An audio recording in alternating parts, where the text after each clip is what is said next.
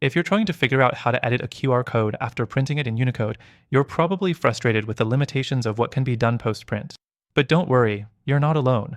In this video, I'll walk you through exactly what you need to know about editing QR codes after they've been printed in Unicode, plus I'll show you some solutions that might be more suited to your needs. So let's dive in. First thing you should know is that once a QR code is printed, editing it directly is impossible within Unicode. That's because QR codes, by design, are static once generated and printed. This means the URL or information tied to them can't be changed once it's physically out there. Next thing, if you've already printed your QR code and realize you need to make an update, you're going to need to generate a new one. While this might seem obvious, it's essential to plan ahead when using Unicode and make sure all the information is accurate before hitting print. Now, this can be a bit of a hassle, especially if you've printed hundreds or even thousands of QR codes. So, you might be wondering, is there any workaround?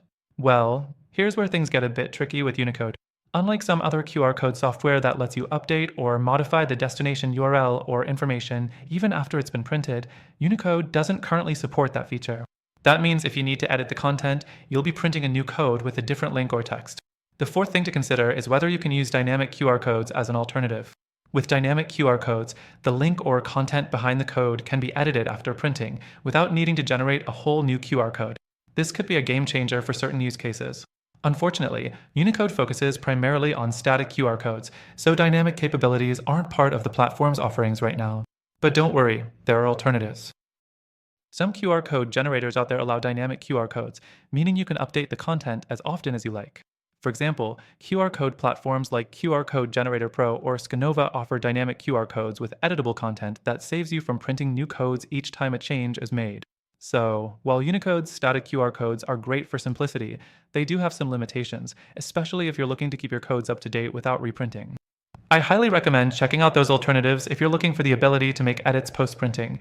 Now, to make things even better for you, I've secured an exclusive and extended free trial to one of the best QR code platforms out there, one that supports dynamic codes and provides you with better flexibility overall.